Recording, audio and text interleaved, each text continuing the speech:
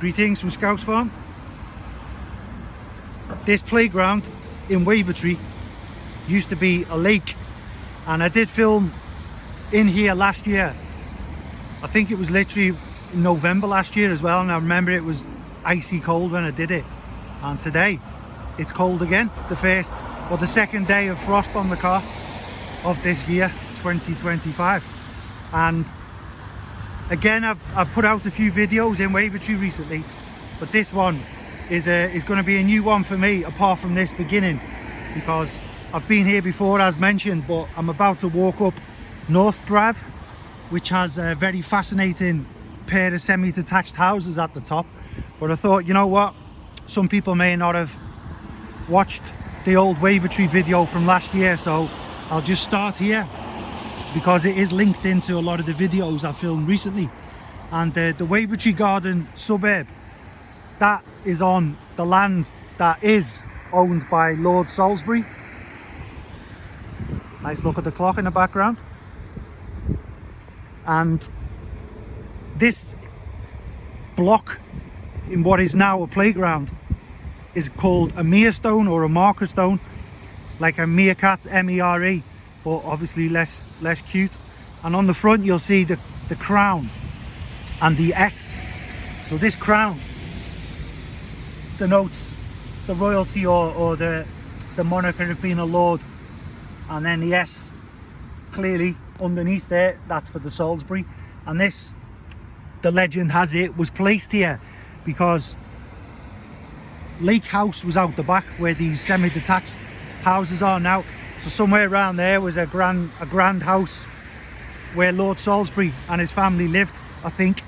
And he was sick and tired of people walking over his land to get to the Monk's Well or come through the lake or something.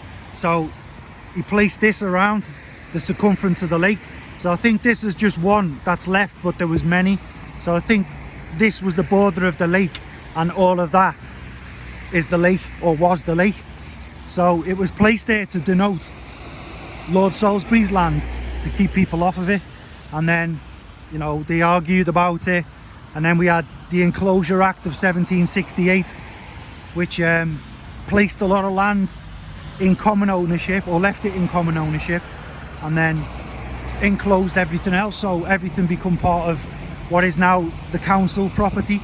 And this in the background, what I'm about to show you, I'll just zoom in, I won't go over there, but that is the Wavertree lockup, and that is where they used to put the drunks overnight. And that little patch of grass there is apparently the last common land in Liverpool, so it's not owned by anyone, but everything else is either privately owned or it's council owned, or was corporation at the time. So that's what that is, that's on common land. So let's get you out now and take you up into by the Monk's Well and into North Drive. I would have liked to have got out the other gate at the bottom, which was closer, but they're all chained up. Yeah, you wouldn't think. I went past here many a time when I was a kid, walking up this way, and I never knew this used to be a lake, even though it says Lake Road. I didn't know this playground used to be a lake, which is quite fascinating. Another little bit of Liverpool history there. And I'm quite happy now because I'm drenched, because I've been doing some leafleting around this area this morning, and I'm drenched. But I've got a little break in the cloud, so I thought, you know what, I'll go and film that North Drive thing now. And when I go up into North Drive, before I do, I'll just show you this wonderful Monk's Well, which was said to have been a few hundred yards further away, but it got moved up to this position. Again, part of this Lord Salisbury thing, where he didn't want people walking on his land. So I think they were walking over this way, past his garden, to go to the well. So the well was then moved from there to this position. And this, although there's no reference to a monastery, or at least there's no definitive references to a monastery being nearby, some say there was a monastery, or at least a house where monks lived over that way, so that's why they called this the Monk's Well. But I did talk more about this in a video of Wavertree, the walk around I did last year, so if you want to know more about the history of that, just watch that video. But this, I'm glad to say, has been at least maintained a little bit, because last year it just had loads of weeds growing out of it and buddleia, but someone has decided to plant it up, which I'm delighted to see. So someone's put some hostas in the front there and a bit of wood chip, and I don't think this was here last time I come, which is great. So it's now looking a lot better than what it did last year. And the inscriptions on it, I did say what they mean. I translated them from Latin to English on that other video, but it goes along the lines of this, something to do with the devil, and then if you walk past without throwing a coin in or giving a contribution to the devil, your soul would be compromised and all that sort of stuff. But that is something I know people are gonna go, oh my word, I drive past here every day, I didn't even know it was there. So yeah, this is the Monk's Well. And let me get you up into North Drive now and off this busy road. Seems like all the videos I filmed lately, it's just there's people everywhere and cars, buses. Even on a Sunday morning I thought I would be a little bit quiet when I filmed in Wavertree Garden suburb, and nope. It was absolutely ram-packed with people, cars, buses, everything, dogs. And I seen the same woman walking a dog and I was getting a bit paranoid. I think she was popping out of all these random side streets, and I'm like, hang on, I've seen her before. But just because I'm paranoid doesn't mean they're not following me. Look at that in the background there. So you can see the grandiose properties that originally were built in this area for all the merchants. And the one I want to show you, I hope I can find it, because it says it's on North Drive, so it can't be that far away anyway. But there's a pair of semi-detached houses that were built. The land was acquired by what was his name? See there, Monk's Well Drive. So we've got some more remnants of the Monk's Well. What was his name? Let's have a look. I've got some notes here. I see at the back. It's a bit further up the top. But the land was acquired for Patrick O'Connor, who was a ironmonger, or the business owner of an ironmongery that was on the main Wavertree High Street, and he wanted to get a pair of family houses built so that he could come around here and relax a little bit out of the hustle and bustle. Got more. Look at the houses all the way down there. You got South Drive there. Naturally I'm on North Drive now, but yeah, it was in 1867 that they built the houses that I'm about to walk past and show you. But being residential houses, I'm not going to walk in the garden or anything, so I'm hoping I can show you what I'm here to show you. I just love the architecture here. It's like mini castles. There's all sorts of remnants of ecclesiastical architecture and battlements, castles, things like that, balconies, lovely wrought iron railings and things. They're just brilliant, these houses, they really are. So this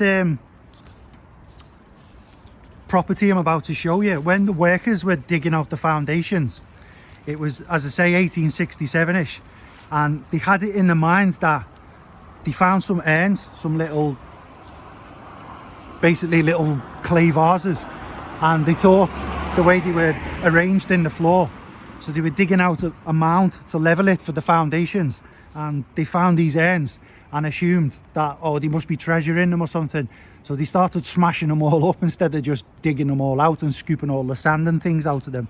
So they were destroying them, and there was 8 in total.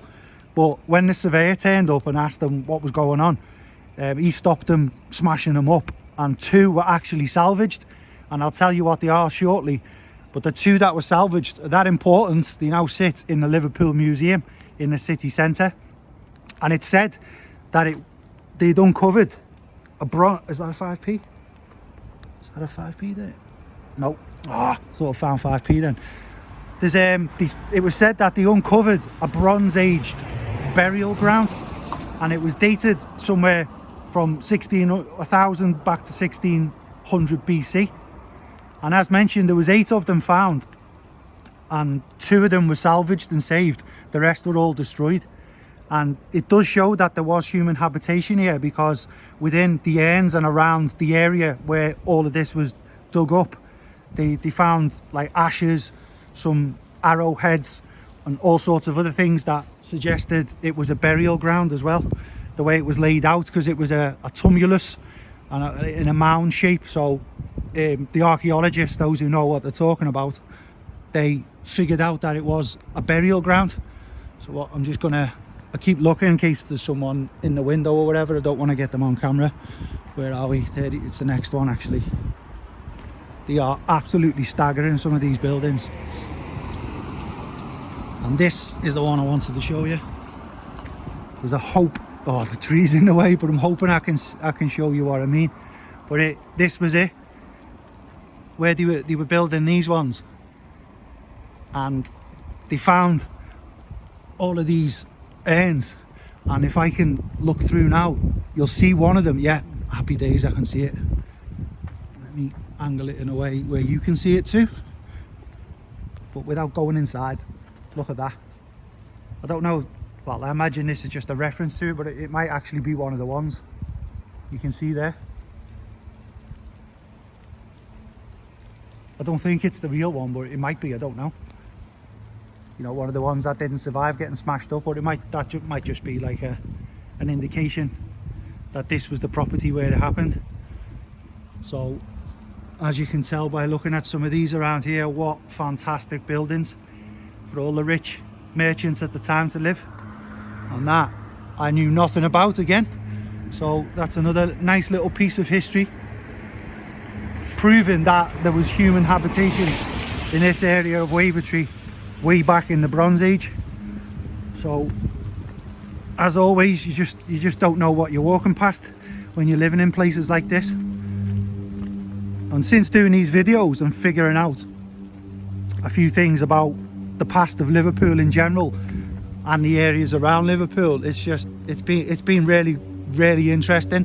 I mean, I'm not an expert on anything at all, so I only do a surface bit of research on the videos, because once I do the video, that's it. It's like on to the next one. But I'm just fascinated by some of the things I'm learning, and how important Liverpool as a city is, not just in England but in the world, because there's so many world firsts, and it's such an important city for maritime trade in the past, and the Industrial Revolution, and absolutely everything since it was founded. It's just a delight to live here sometimes. It really is. You don't know what's on your doorstep.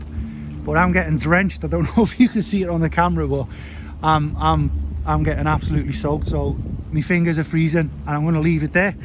So thank you all very much for watching. Have yourselves a great day, hopefully a dry one. And Scouse Farm, walking around some Bronze Age graveyard. We'll see you all again soon.